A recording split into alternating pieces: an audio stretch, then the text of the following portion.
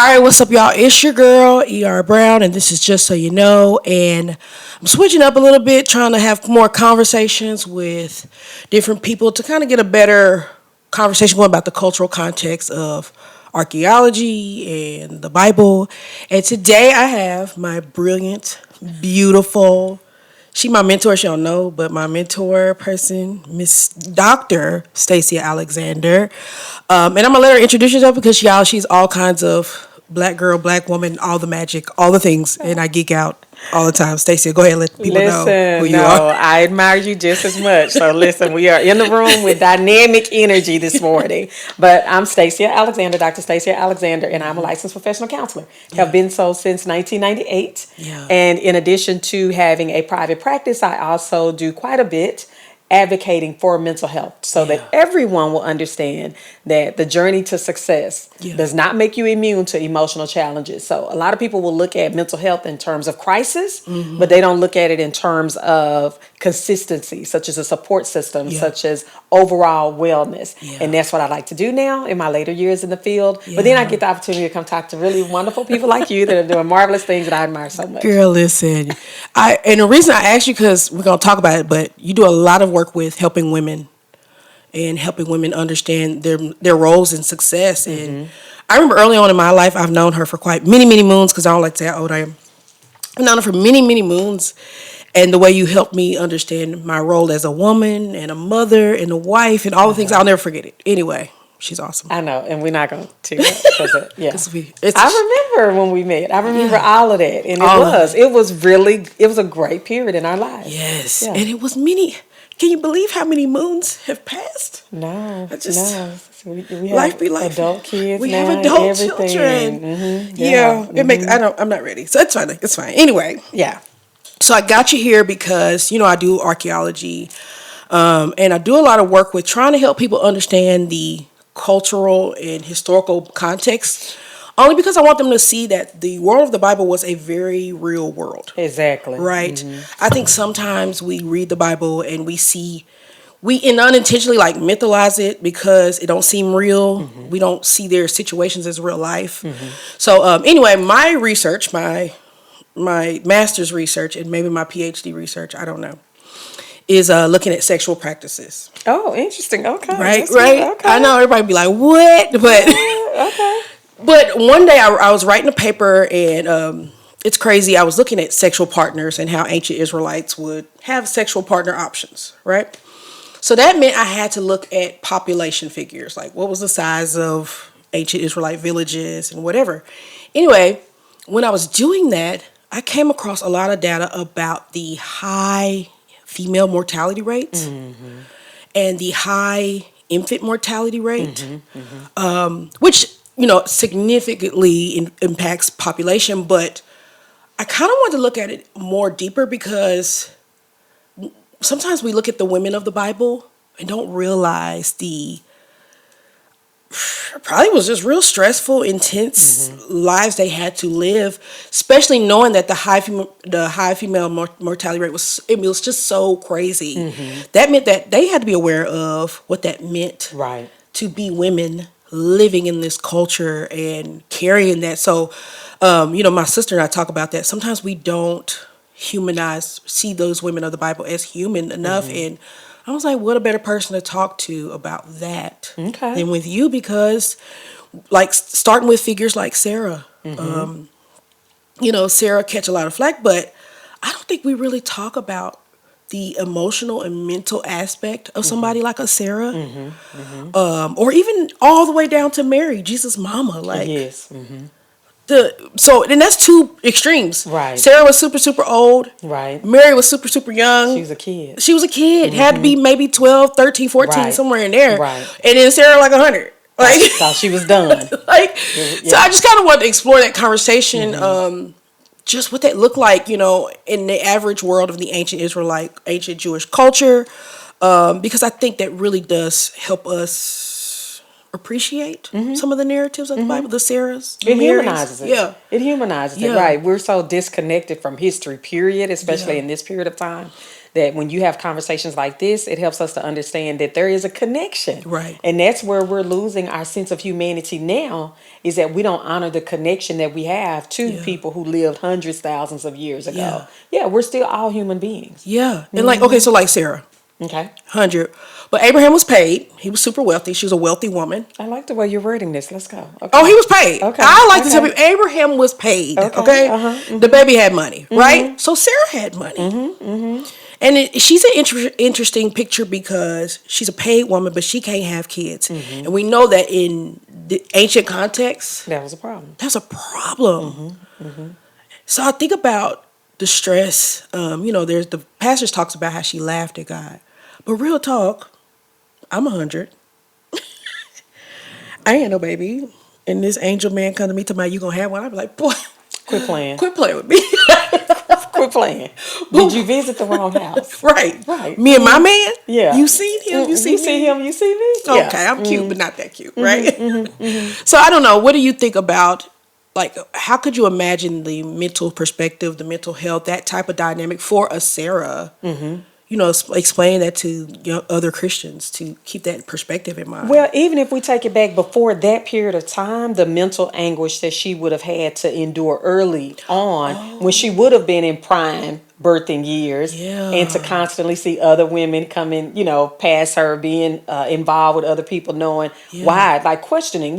All of us do that. Yeah. At some point in our journey, we will say, "Why me, God?" or "Why not me, God?" Yeah. So even to understand that period of time for her life was difficult to process, and then you get to a point of acceptance, right? Some go begrudgingly, some accept begrudgingly, and some go kick. Like, okay, well, Lord, if this is the plight you have for me, then so be it. But at some point, you have to come to terms with it. Yeah. So just imagine her coming to terms with it, which I'm sure was way before the angel came. Yeah. Coming to terms with it, and then all of a sudden. Yeah. So like you worded it, are you playing in my face? Yeah. Am I hallucinating? Yeah. Am I delusional? Is this Satan? Right? Like we question things, and we always say that if it has confusion with it, it can be of God. Right. How confused? That had to be real confusing. You see? It just had to be. Right? So all of these things that we tell ourselves in modern history, I can absolutely be confused about where God is taking me. Yeah. Especially when I have been asking for it for so long. For a long time. Promised it. Not even asked it. Promised it. Like what? Right. But then she gets pregnant. The wear and tear on the body. Girl. One of the reasons the female mortality rate is so hard on ancient, honestly, it didn't even get that much better for us until a couple of 100 years ago while we playing. But anyway, even that, looking at the wear and tear on the female body in ancient context, now we have a 100-year-old woman carrying a baby. Right.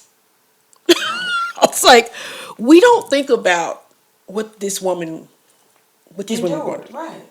Right. Like, her carrying a baby, she's 100. That's hard on the body, a young body, anybody. Then add the infant mortality rate. So it's two things. It's two things. So like this is real hard. Right. No, and when you think about how, let me see the word I'm trying to say. It's not convoluted, how complicated that is. I'm thankful I have a baby in me, but I'm also concerned that this could be the end of me. Yeah.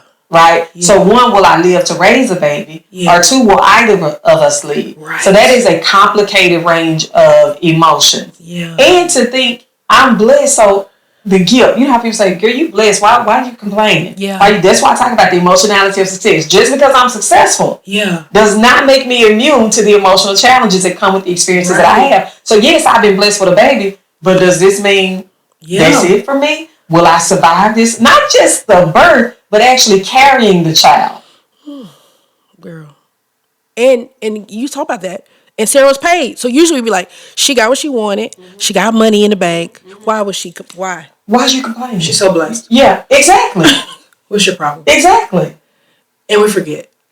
We don't think about it. We don't process it. We don't talk about it enough. That's women's issues, period. Don't get me started on this. Don't get me. That's one of the reasons I wanted to have this conversation. Because a lot of times the women of the Bible are presented from male speakers. I'm not saying they don't love the Jesus, they don't love the Lord, or they hate no women. And I don't think that. I just think there are not enough conversations that discuss the women of the Bible from women's voices with a woman's And the voice, layers. the layers, sometimes the educational context, like all of these things, like having a conversation about the archaeology and the mental health and mental wellness, like Right. who nobody's Because they certainly weren't talking about it then. no. Like when I thought about this when I was reading this data, I was sad.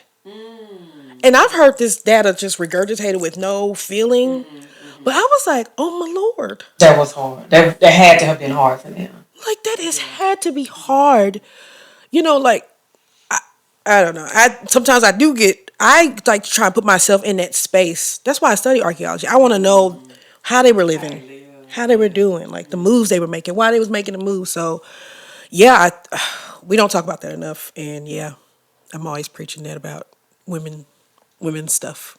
Well, but we have to, because if we don't, it gets erased. It does. And we're uninformed. And so then you have a generation of women who are struggling with emotions, struggling with life circumstances, struggling. Like, even, at my age, I didn't realize how big of a deal menopause was until I got there. Yeah. And I was like, where's the information?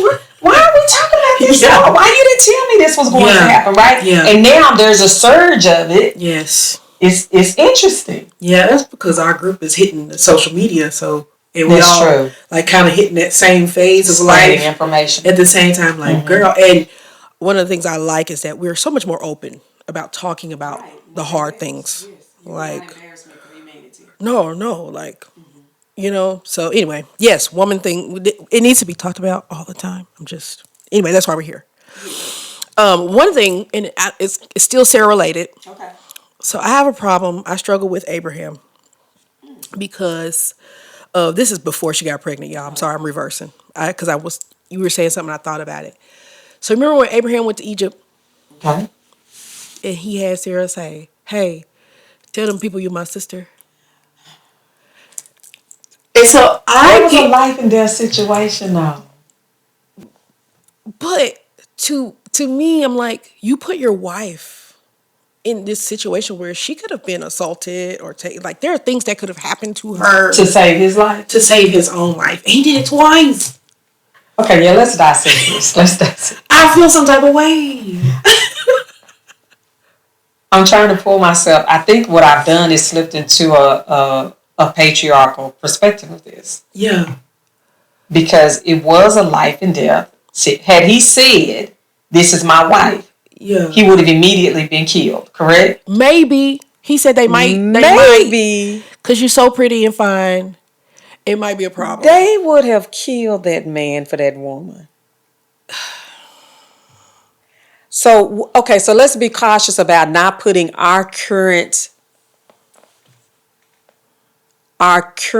understanding of who we are and what we have on ancient times.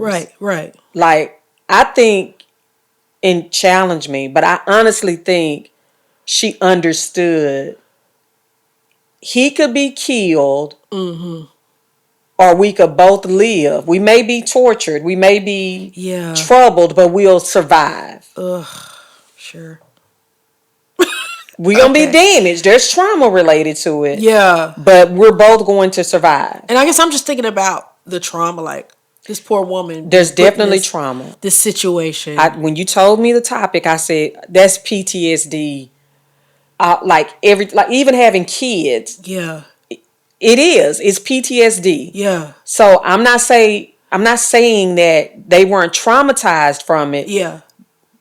And I'm not saying that she probably was more traumatized from it. I don't know, because when you think about the man's psyche and not being able to protect his woman, that does something to him as well. Fair. We've seen that through slavery, that you can destroy a family by removing his ability to protect. I guess you're right. I didn't think about that. I just was like, why would he put her in this situation twice? Survival.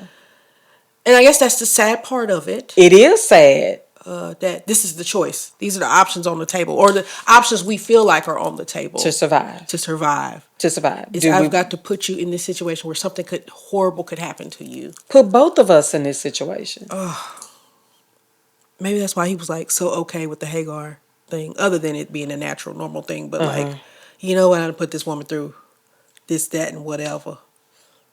I don't know. And that may be the family systems person in me, like looking at the big picture. Yeah. See, that's why I wanted to ask you, because I may think logistics, I may think cultural, like this is what they did, but there were options. But that's what I'm saying. Like, I want to have those conversations, the mental, right. Because you're right. I think about slavery, Western slavery. Yeah, that decisions that they had to make. It's either this or die. Right, and then that's the end of our line. Yeah. Yeah. That's the end of our line. No, you're right. I didn't think about it. Okay. Yeah. Okay.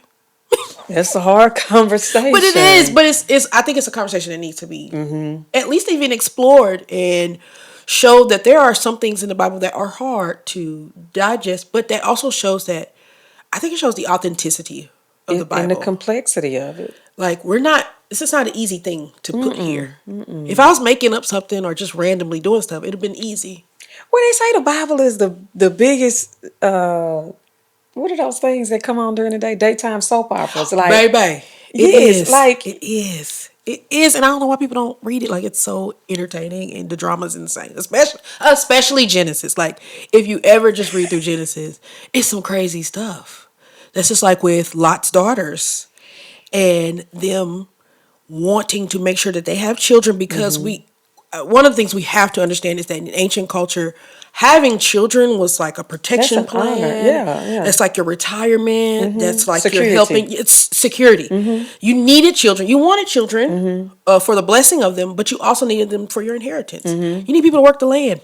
Part. You can't go to the unemployment office and get some workers. But see, okay, the fact that we're having this conversation is important, because that is why my great-grandparents had kids. They had like 20 kids. Yeah. Because they had a farm. They needed somebody to work their land. They kept having girls. They kept having girls. They kept having girls. Girl, they had so many girls in that family, but that's why they kept having, because they needed boys to work the land. Yep. So that's not too far-fetched. It's just that we're so removed, we forget, because we're so empowered today. I can make decisions for myself. Even if I said, "Nah, we are gonna die." Yeah. You know, if my husband comes in and says, "This my sister," I'm like, "Are you kidding me?" Yeah. Not even thinking. No, we're all going to die, and that's what Listen, that translates into the level of self-centeredness that we're struggling with. The lack of community. Yeah. It's fend for yourself. Like, look out for yourself by any means necessary. You're right. And you'll let a whole line die.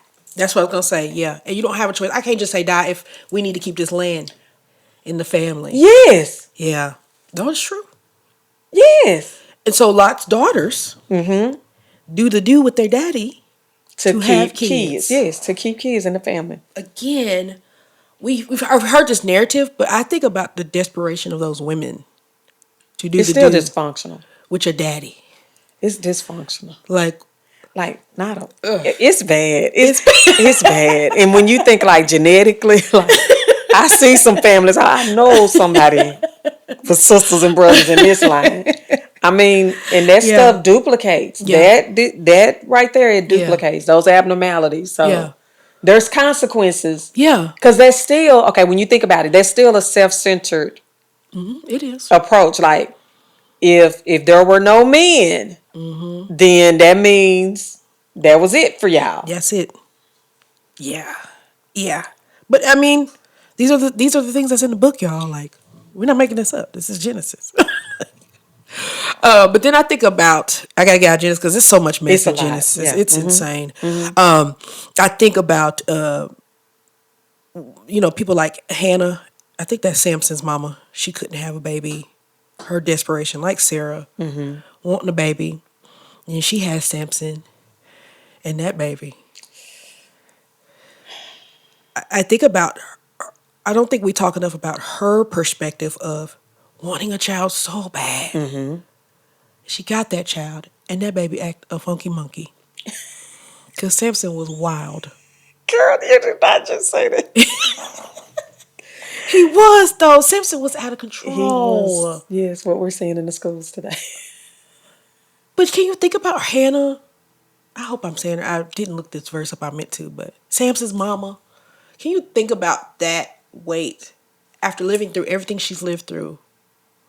Being a woman in this world, having this child, she begged, made a vow to the Lord for, and he acts this For. way.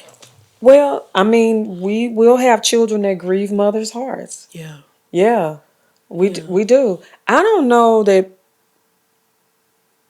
It would be interesting to explore that, Yeah. the scope of her sadness behind. I wanted this, but I didn't want it like I didn't this. want this. Yeah, This. yeah. Because even like The there's grief. short brief part where his parents like, hey, you don't want to talk to no ancient Israelite girls. You keep going up to these Philistine girls. Just buck wild. You don't want to talk to none of these girls. He's just like, But okay, so wow, I'm going deep now because when you are desperate I will say this, sometimes when people are desperate for children, they tend not to parent children, oh, oh my, right? And yeah, so yeah, they tend to parent differently. And yeah. so was he raised without parameters and a respect for others? Ooh, yeah. Uh-huh. Yeah, so that would be interesting to I explore. have never thought about that. The only person I thought about that like that was David. David didn't parent his Buck kids. wild. But David didn't parent, but I didn't think about Samson's parents like, for was he parented? Because he yeah. was out of pocket. Right. Like Yeah. he's, the Book of He was Judges. entitled. He was something. He was Yeah. insane. Because you think about the Book of Judges. Okay. With each major judge they talk about, they're all bad, but they get progressively Worse. worse. And Samson is the end. Like The last one. he's the last one. Like it has I gotten didn't think that about that. bad. I Because didn't then think now about that. after Samson we get Samuel to prophet, and then we go into Kings. We're not doing judges no more. You're right. You're right. He's the Okay. last one. Samson, like Okay. that baby's wild. And I just think about, one of the things I told you I want to talk about was as a mother, I guess I think about Samson acting the way he was. Like, what you had this mission. God has this plan for you, and you not. You got free will though. I know that's the part of motherhood. It's That's just scary. it's so scary. You got to let them do the things. You have to let them do the things. But here's the thing, it's such a fine line. Like when I work with people, it's such a fine line between, did I contribute to this, or was this in spite of what I did? Right? Like Yeah. that's the conversations that you have. Yeah. Especially when I get young families in, which I don't want anybody to think I work with young families anymore. I just don't. But when I used to, and the kids were little, one of the questions I would ask is, what do you want for this child? Like the way that you're parenting, will it get you what you want? Yeah. If you're letting them do whatever they want, will that get you what you want? What you think, God has designed for this child, what you aspired for this child? Because if what you're doing won't get you there, Yeah. then it's our job here to reframe how you're parenting that child. That's so true. That's so true. Yeah. Yeah.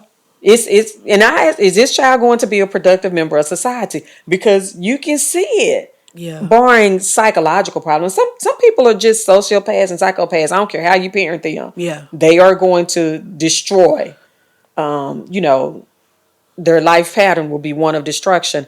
But if you're dealing with basic discipline, parameters, how you raise the child in the household Yeah. framework, that dictates. So maybe it wasn't her. Maybe he was just crazy. Samson was just crazy.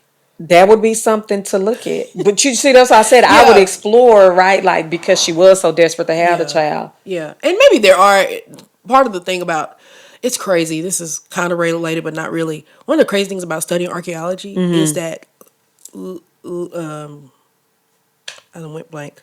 Text people who just work with the text, they don't often have conversations where they connect and talk with the archaeology people. So there may be people who are doing text studies like that are having these conversations, but it ain't made its way to the archaeology side. And I think it adds to our cultural context to have those conversations. So I don't know. It's something. It's definitely something Yeah, it's to be just explored. it is just to be explored. Like there's no way we can know that. Yeah. I don't know. Maybe you know. I don't know. In my world, there's no way I could know what those people were thinking and how they raised him. But Yeah. But it adds depth to the text. absolutely, It adds. What did you say earlier? Layers. it adds Layers. layers, and people can identify with it. If we talk about the emotional side of what was happening to people, that makes them human. Yeah. It absolutely does. And so then I can take them out of this. What do you do when you put people on a platform? I can say, oh, well, she was in the Bible. There's no way I can Right. identify with Right. anything she would do. Right. I can take them off of that and realize, no, she was a mama just like me. She was dealing with the things. Yeah. She was dealing with the things. I think about Mary, Jesus' mama. A kid. You know, I think about Mary's mothering. First of all, before we get to Mary being a mother, this young woman agreeing, like, okay, Lord. Because I know the imagery we like to see, I show some older woman, some older European woman. But in realistic, where Mary was about a young teen Middle Eastern woman, young woman, young woman at 12, 13, the wisdom, the audacity to obey God. Knowing, we talked about earlier how Abraham and Sarah, they had their chance. But this young woman says, okay, I'll carry this baby. Knowing that death upon her, shame upon her, all of these things. And she's like, yeah, Lord, Okay. I'll do it. You think she said it that easy? I'm just going off with the verse. Maybe she struggled. I don't know. Like, Maybe she came too. maybe the angel came back. It was like, No, it could all happen in one visit. We're like, what? Wait a minute, what? well, she did say, hey, how, I ain't never been with no man. Right. Oh, what you saying? Because what I know about childbirth is it's painful.